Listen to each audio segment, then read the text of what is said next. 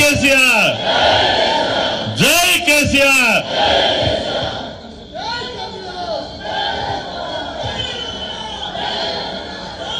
ఈ రాష్ట్రంలో ఒక అరాచక పాలన జరుగుతున్నది. నిజమేనా? తెలంగాణ సమాజం గిదే కోరుకున్నదా? తెలంగాణ తెచ్చుకున్నది ఇందుకోసమేనా? నేను ఒక్కటే నిమిషం మాట్లాడి బంద్ చేస్తా, ఎందుకంటే అంత మాట్లాడాలి. నువ్వు ఇచ్చిన గ్యారంటీల సంగతి పక్కకు పెట్టు. 420 హామీలు, 6 గ్యారంటీలు. నువ్వు ఇస్తావా సస్తావా ఇవాళ ప్రజలకు అర్థమైపోయింది. కానీ ఈ అరాచకమేంది, ఈ పోలీస్ కేసులేంది, ఈ బెదిరింపులేంది, ఈ సదిరింపులేంది? దీనికి వ్యతిరేకంగా ఆనాడు తెలంగాణ రాష్ట్రం రావాలని మొట్టమొదట కదం దొక్కింది కరీంనగర్ గడ్డనే.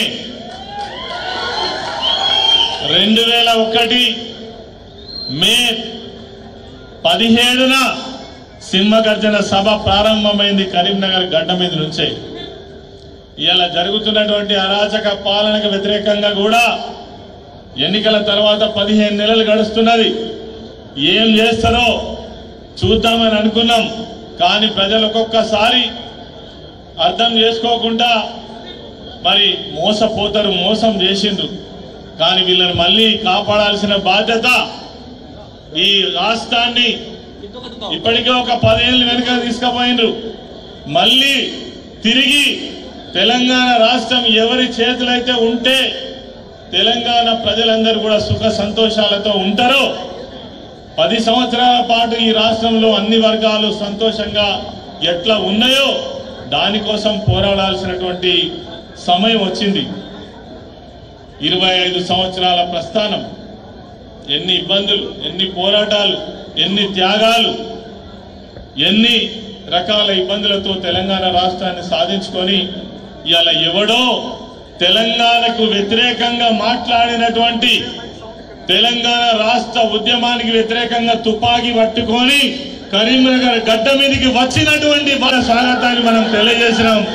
మరి వారు అనేక విషయాలు మీతో ప్రస్తావిస్తారు. ఈ సందర్భంగా నాకు అవకాశం ఇచ్చినటువంటి అన్న గంగుల కమలాకర్ గారికి, వేదిక పైన ఉన్నటువంటి పెద్దలందరికీ కూడా నమస్కరిస్తూ జై తెలంగాణ. థ్యాంక్ యూ అన్న. రామన్న మరి వారు అనేక విషయాలు మీతో ప్రస్తావిస్తారు. ఈ సందర్భంగా